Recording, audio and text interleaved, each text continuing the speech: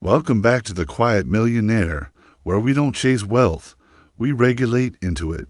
Ever notice how even rest feels like failure? Ever feel like slowing down is more terrifying than burning out? Ever wonder why urgency still runs your mornings, even when you know better? Ever catch yourself refreshing a mail at midnight like the next message will finally calm you? Ever realize you close a big deal and feel nothing but pressure to repeat it tomorrow, today? We're not talking mindset. We're addressing what's underneath your money behavior. You've been running at a pace you don't fully believe in anymore. Your head keeps pointing at the next target. Your body isn't convinced. It tightens when the calendar loads up. It holds its breath when the phone lights up. You keep moving, but the friction is constant. The cost is quiet but heavy. Your sleep is lighter. Your patience is shorter. You wake with a chest that feels like a small weight is sitting there. Before a sales call, the jaw tightens like it already knows it will have to fight. During one more urgent email, your breathing disappears.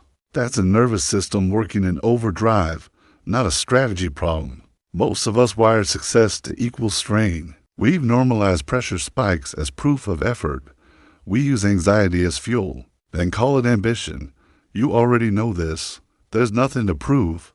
The fear underneath is simple. If you slow even a little, everything you built might slip. That fear becomes the operating system. Let me be clear. We're not giving up momentum. We're removing the noise that pretends to be momentum. You don't need more hype. You need orderly attention and steady internal signals. That's the discipline. Here's what I want you to try. Before we go further, feel your feet on the floor. Let your tongue drop from the roof of your mouth. Take one longer exhale than usual, then another. Notice the micro drop in pressure. It's small, but it's there. This isn't theory. This is your nervous system adapting. In the next minutes, we'll open 3 quiet shifts. They aren't hacks. They aren't motivational tricks. They are stable ways of holding money and ambition inside you, so the work you do outside doesn't cost you your baseline. Slow doesn't mean sloppy. Calm doesn't mean passive. It means precise. It means you spend fewer units of energy per decision. Think about the last time you changed an offer midweek because you panicked at slow leads. That wasn't strategy. That was survival. Or the time you said yes to a client that didn't fit, just to keep revenue moving. The downstream decision fatigue, the cleanup, the resentment, all trace back to agitation driving the wheel. Quiet wealth is built when agitation stops running the schedule. This is where most people get stuck. They think calm will dull the edge, but real calm sharpens it. You move from reaction to selection. You stop solving fake problems you created by sprinting. You hold the room. You finish the thing you planned instead of chasing the next thing that promises relief. Let that land. If this shows up in your week, pause there. Monday morning chest pressure. Don't outwork it. Regulate it. 3 slow breaths. Shoulders down, eyes on one point in the room, Slack pinging while you eat, phone face down. Finish the bite, answer after the bite. Considering another course to unlock motivation you already had. Step outside for 2 minutes. Let light hit your eyes. Return to the plan you wrote sober, not the plan fear wrote loud. It doesn't have to be dramatic to be true. Your ambition can stay high. Your nervous system doesn't have to pay for it with constant vigilance. Well, train your baseline to tolerate bigger numbers, bigger choices, and bigger quiet. As capacity rises, urgency lowers. You still move fast when needed, but not from panic. You exit the loop where pressure is the only way you trust yourself to perform. Notice what happens when you make one clean decision per block of time. You close the tab you never needed. You send one clear email instead of 3 half clarifications. You keep the price you set instead of discounting to ease discomfort in your body. That is wealth. Behavior. Not glamorous. Not loud. Just consistent signals aligned with a calm system. You already know this. The best days weren't when you did the most. They were when you did the right thing without burning your attention budget. Quiet wealth is the compounding effect of that kind of day. Repeated without self-sabotage. That's the discipline. We've been building companies on a nervous system that won't sit down. Work has become a way to outrun the body's alarm. Stillness feels like danger, so we keep moving. We tie worth to output. We only feel safe when the calendar is full and the inbox is on fire. You already know this. You can feel it in your chest when the room gets quiet. Here's the sabotage pattern. You push to escape tension. Then the push creates more tension, and the cycle rewards itself with a hit of relief. That relief feels like proof that urgency works. So you load more on your plate? You call it momentum, but it's agitation dressed up as excellence. You've normalized burnout. Called it progress. We reward urgency because it looks like discipline. It's not. Discipline is quiet, consistent, and measured. Urgency is noisy and hungry. Look at your week. Checking Slack at dinner, keeping your phone on in the shower, apologizing for a day off like you committed a crime, saying yes to a request you didn't want because you were scared to lose ground. That's not leadership. That's survival with a calendar. Here's what I want you to try. Count how many times you breathe as a reaction to stress versus as a maintenance routine. Notice how often your shoulders drop only after a problem spikes. That's the body telling you it's running the business. Not you! Most of us have been trained to measure growth only in numbers. Revenue up. Subscribers up. Deals closed. We track performance, but not capacity. Capacity is simple. The ability to sit, to rest, to feel unhurried, while opportunities still flow. If you can't sit without your mind searching for fires, you're not underperforming. You're under-recovered. It doesn't have to be dramatic to be true. When your system is wired for threat, money stops being a resource and becomes a shield. You treated like oxygen! So even big wins feel thin. You close the deal, but your body doesn't exhale. The number changes. The state doesn't. That's why the satisfaction fades quickly and the next chase starts early. Let that land. Here's the sabotage pattern again. So it's clear. You fear slowing down, so you speed up. Speeding up spikes adrenaline. Adrenaline feels powerful. Power gets mistaken for safety. And safety gets tied to chaos. You build an identity around being the person who can carry more. Then you resent the weight and double down to prove you can handle it. There's nothing to prove. This is where most people get stuck. They try to outthink a body pattern. They add hacks. They build bigger dashboards. They buy another course on productivity. None of that addresses the core louvre.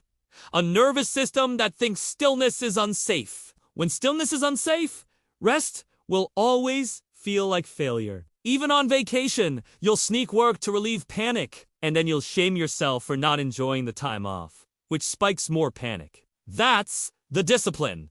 See the loop? Without flinching. As Gabor reminds us, what the body repeats is what it believes will keep you alive. If urgent striving has kept the bills paid and the team fed, your biology will treat it like the only safe route that worked in seasons of real danger. But when the danger passes and you don't update the pattern, you bring wartime thinking into a peaceful quarter. Every lull feels like a threat instead of a gift. So you manufacture pressure to feel normal.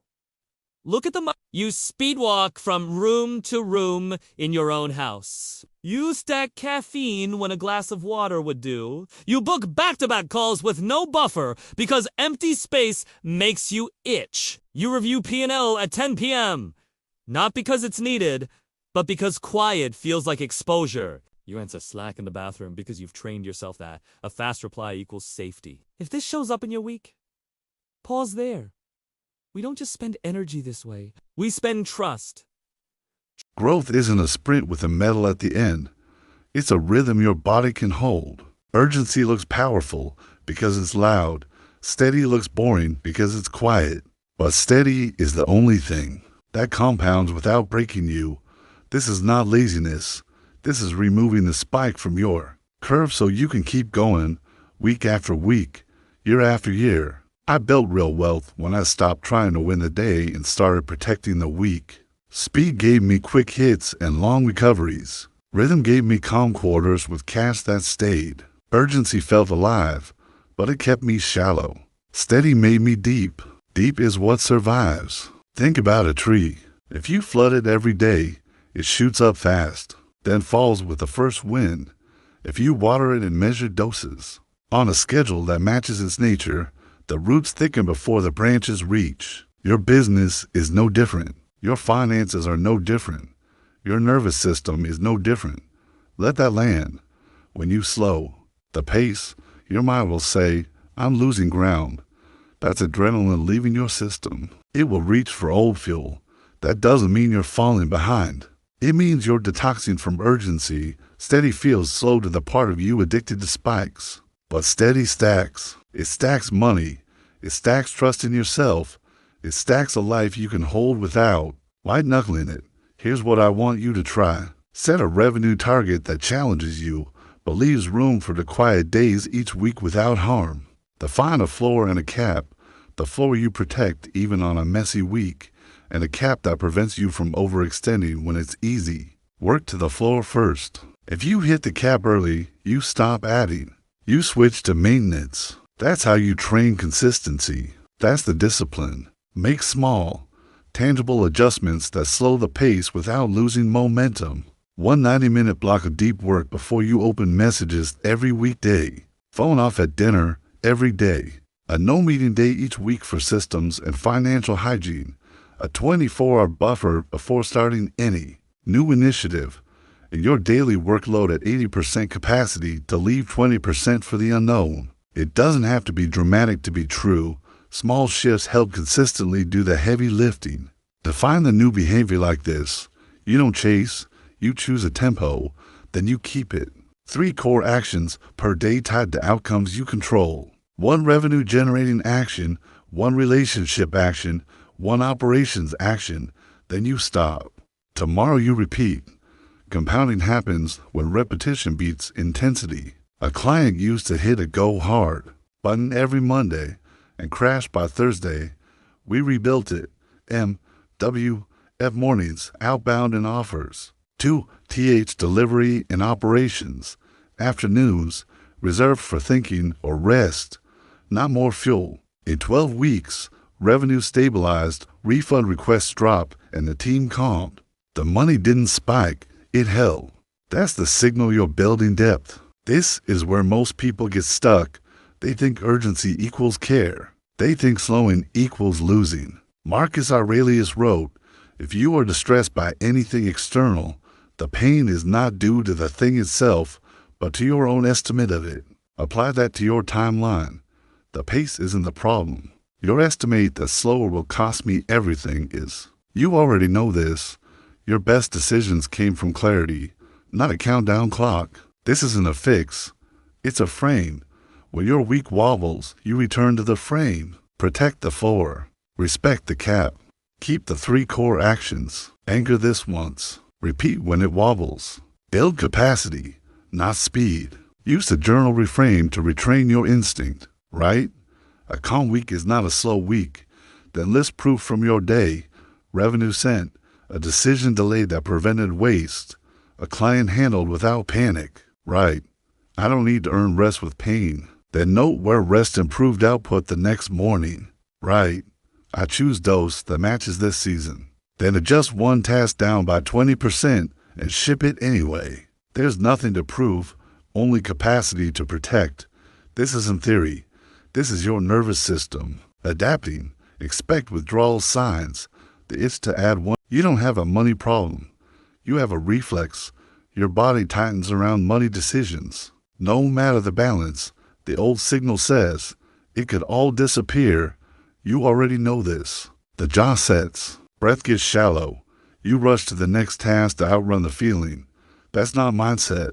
That's your nervous system protecting you the only way it learned. There's nothing to prove. We're going to give it a better pattern. The shift is simple. Pair money with calm. Not once. Not when it's convenient. Every time you receive, you anchor safety. Think small. A payment hits. A refund clears. A client renews. Even a coffee someone else buys. You mark the moment in your body. Hand on chest or belly. Inhale for 4. Hold for 2. Exhale for 6. Notice your shoulders drop. Name it. I'm resourced right now. It doesn't have to be dramatic to be true. These are honest signals your biology can trust. Here's what I want you to try for the next week. When any inflow happens, pause for 10 seconds before you move. Don't touch another tab. Don't plan what to do with the money. Just breathe with it. Feel your seat. Let your weight land in the chair, like when you finally sit after standing too long, and your body accepts the support without asking for permission. That's the point. Teach your body that receiving equals support, not threat. That's the discipline. This isn't a fix. It's a frame. You're installing a safety memory. Your system learns through repetition and timing. If you never complete the moment, your body keeps bracing for impact. Peter Levine calls it completing the cycle. When you pause, breathe, and settle while money arrives, you close the loop. Over weeks, the reflex changes, the old alert quiets. A new association forms. Money shows up, and I stay steady. Anchor this once. Repeat when it wobbles. Build capacity, not speed. Use daily life to stack proof. Lock 3 safe receipts each day, not just cash. A discount applied, groceries fully covered, rent paid on time without strain, a tool you need already on your desk. Say it out loud. Support landed, hand on body, 4 count inhale, 6 count exhale. Let that land. You're training attention to see what's working. The more your body registers safety during receiving, the less it will manufacture urgency to feel in control. This is where most people get stuck. They wait for a big win to practice. They try to think they're way out of fear while their body is still bracing. Or they rush past the pause because it feels pointless. When you skip the signal, your system assumes danger. Then you compensate with overwork, overpromising, or hoarding cash. Expensive choices come from that state. Cheaper, cleaner choices come from a regulated state. So keep it simple. 10 seconds, 1 breath you can feel, then move. If this shows up in your week, pause there. You open your banking app and feel your stomach drop for no reason. Stop. Put the phone down for a moment. Both feet on the floor. Look around the room and name 5 real things you see. Chair, window, pen, clock, door. Then return to the numbers. You are pairing money with environment cues of safety. That's what sticks, not affirmations you can't feel. Make the practice physical. When you receive, lower your shoulders on purpose. Unclench your teeth. Loosen your grip on the mouse, like fastening a seatbelt before you drive. Click, settle, ready. That click becomes a cue. Over time, your system hears the financial click and relaxes instead of tensing. Another way to see it, your smoke alarm used to go off from toast. Too sensitive. You didn't smash the alarm, you moved it back from the stove and opened a window. Same here. We're not eliminating caution, we're right-sizing it. This isn't theory. This is your nervous system adapting. Your midbrain learns by what you rehearse, not what you believe. If you rehearse calm with receiving, you'll carry calm into allocating, negotiating, hiring, and saying no. You'll spend less energy fixing fear-made choices because you're making fewer of them. That compounding is real. Quiet wealth grows in that margin. When the old reflex flares, and it will, don't fight it.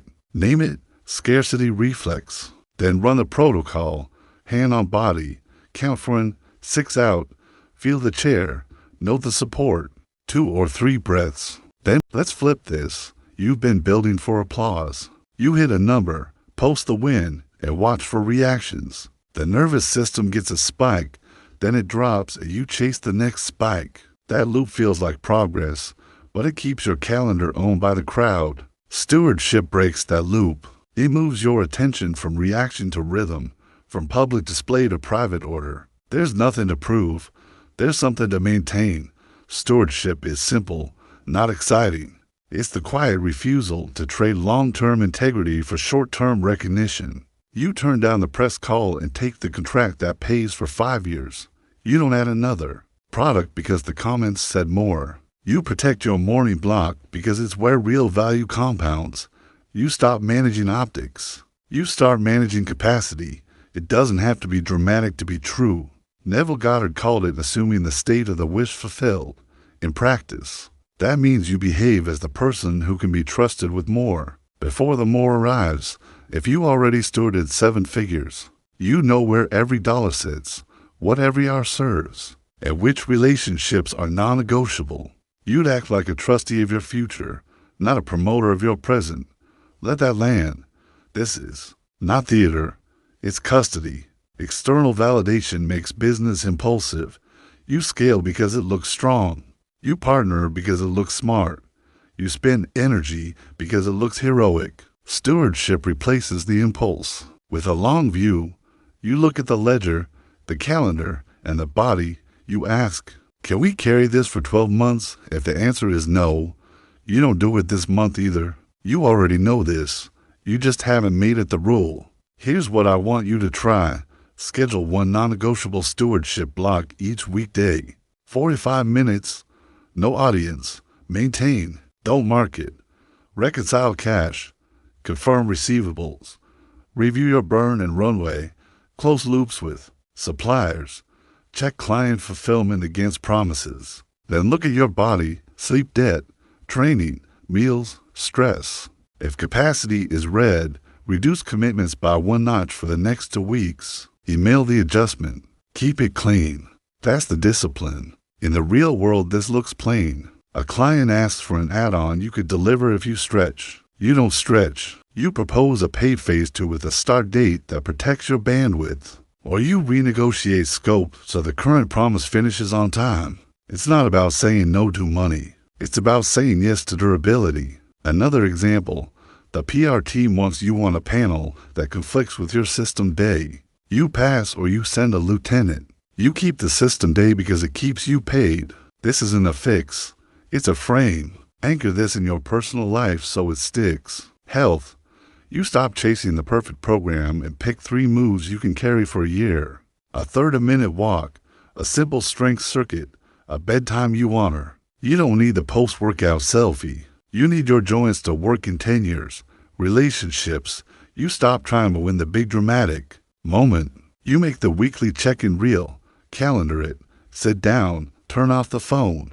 Ask what needs attention and follow through. No audience. No point scoring. Just care you can repeat. This is stewardship in every domain. The same muscle, different rooms. This is where most people get stuck. The silence after you stop performing feels empty. You'll want to fill it. You'll want to announce that you're being disciplined now. Don't. Build an internal scoreboard instead. Each week, track 5 measures only you see: hours of deep work, days of full sleep, cash conversion cycle, promises kept, and days with no urgent fires. Circle the trend line, not the spikes, when it wobbles. Re-anchor the basics. Anchor this once. Repeat when it wobbles. Expect withdrawal. Your brain is used to the quick hit from likes, clients praising your speed, or peers calling you a machine. When that praise fades, your system will scan for danger. You're not in danger. You're taking your hand off the dopamine lever and putting it on the flywheel. The first weeks feel quiet, then they feel solid.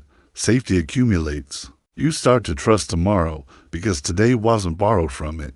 Build capacity, not speed. If this shows up in your week, pause there. A partner pitches a must-act now launch that breaks your hiring plan. You breathe, pull the numbers, and say, this isn't aligned with our capacity. If you want to revisit in Q2, we can rescope. Another, your body asks for rest on the day you plan to record. You reschedule and protect sleep. That single choice will pay you back more than a rushed episode will. Another, you get invited to a dinner with, so you've seen what urgency does to your body. You've felt how scarcity reflexes pull you into short-term moves that cost you long-term stability.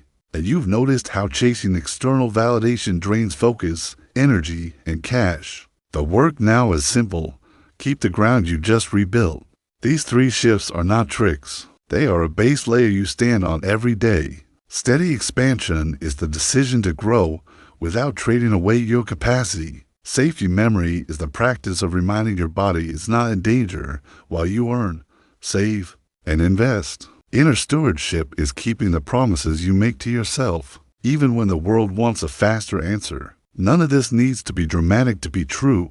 This isn't about doing more. It's about no longer abandoning what's working. When you keep what works, your nervous system relaxes. You stop leaking energy into speed games and performative productivity. You build wealth inside a body that can hold it, without bracing, without collapse. This is where most people get stuck. They understand the ideas, then go right back to pacemaking for other people's urgency. If you feel the pull to prove, slow the next move by one beat. Literally pause. Check your breath, your jaw, your shoulders. Your calm is not laziness. It's capacity. Let's anchor a few present tense truths. Say them like simple facts, not tools to force belief. I no longer trade all my capacity for speed. I can hold money without holding my breath. My pace is a strength, not a liability. I see wealth as a partner, not a pursuer. I keep promises to myself before promises to perception. Calm is my natural state, even in growth. I am resourced right now. The wealth I build quietly is wealth I keep. Let that land. You already know this. There's nothing to prove. Safety is your ROI. Keep anchoring there. If your investments, your calendar, or your hiring choices erode safety, they will erode returns. When you stabilize your body, your decision quality rises, fewer errors, cleaner execution, better margins. It doesn't have to be dramatic to be true. Here's what I want you to try, a weekly check-in that keeps these shifts alive. 15 minutes, same day, same time, 3 questions. Where did I rush and pay for it? Where did I create safety on purpose? Which promise to myself did I keep and which one slipped? Then, one adjustment for the next week. Remove one urgency leak, add one safety rep, and protect one stewardship boundary. That's the discipline. Steady expansion means you choose a tempo you can repeat. You don't spike output to buy relief. You build rhythm that doesn't punish you tomorrow. Your calendar should reflect a body you respect. If it doesn't, reduce surface area, fewer projects, clearer lanes, more honest margins. Safety memory is how you train the body to stop treating neutral tasks like threats. Small deposits count, a slow morning before a hard call, a breathing reset before pricing, a walk after. You ship. You're teaching your system again and again that growth and calm can coexist. Inner stewardship is quiet leadership. You close loops you open. You answer yourself before you answer the timeline. You spend money like a steward, not a performer. No drama, just order. When you keep your word to yourself, you trust yourself with bigger numbers. This isn't theory. This is your nervous system adapting. Expect wobble when it wobbles. Anchor once and repeat. You're building capacity, not speed, and capacity compounds. Forward-facing. Speak to your behavior, not your potential. I pause before I respond. I create rhythm that protects me. I build clarity through structure. I choose rest without guilt. I set a pace I can sustain under pressure. I measure progress by consistency, not adrenaline. I give my work clean starts and clean stops. I let results grow on time, not on panic. If this shows up in your week, pause there. Notice when you're about to perform for perception. Notice when you're holding your breath before a decision. Notice when your calendar is lying about your capacity. Choose the slower, cleaner move. Not forever, just for today, then again tomorrow. Quiet wealth isn't the absence of ambition. It's regulated ambition inside a well-stewarded life. You grow, and you stay. You earn, and you keep. You scale, and you breathe. The aim isn't just more money. It's more money held in a body that doesn't break. Quiet wealth begins here, and it continues tomorrow. Anchor the 3 shifts. Keep the weekly check-in. Protect your pace. Safety is your ROI. Keep anchoring there. Quiet wealth is built